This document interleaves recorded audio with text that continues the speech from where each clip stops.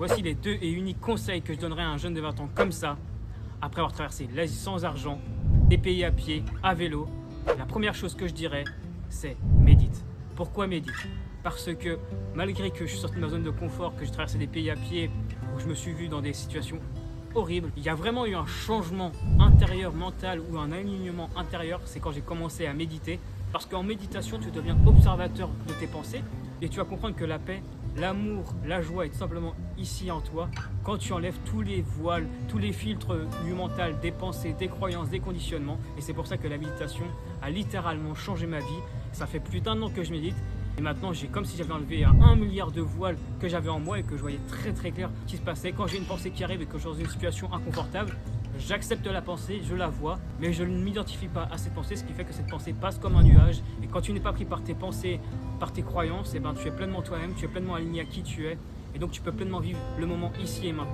Et le deuxième conseil que je te donnerai, malgré que ça peut faire grincer les dents à certaines personnes, c'est écoute uniquement ta propre vérité. Écoute uniquement ton cœur.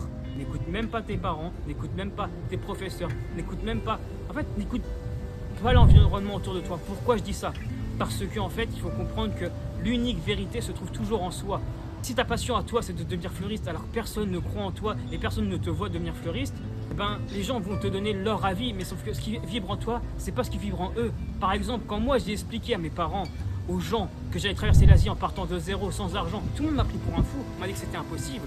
Sauf que moi, j'ai écouté mon cœur, j'ai écouté mon flow parce que je savais que c'était mon chemin. C'est ce qui a animé mon âme de sortir de cette zone de confort, d'aller chercher l'impossible. Et en allant chercher cette aventure complètement folle, c'est là que je me suis découvert, c'est là que j'ai trouvé un plein alignement, j'ai trouvé mon épanouissement en faisant des vidéos sur internet, où j'étais à la rencontre des gens. Ce qui fait que maintenant, je peux enseigner les connaissances que j'ai acquises en me lançant dans cette aventure complètement folle et irrationnelle parce que j'ai écouté uniquement mon cœur. Et donc c'est pour ça que malheureusement, les gens autour de toi peuvent juste te guider, mais pourront jamais te dire la vérité parce que chaque vérité se joue à l'intérieur de soi.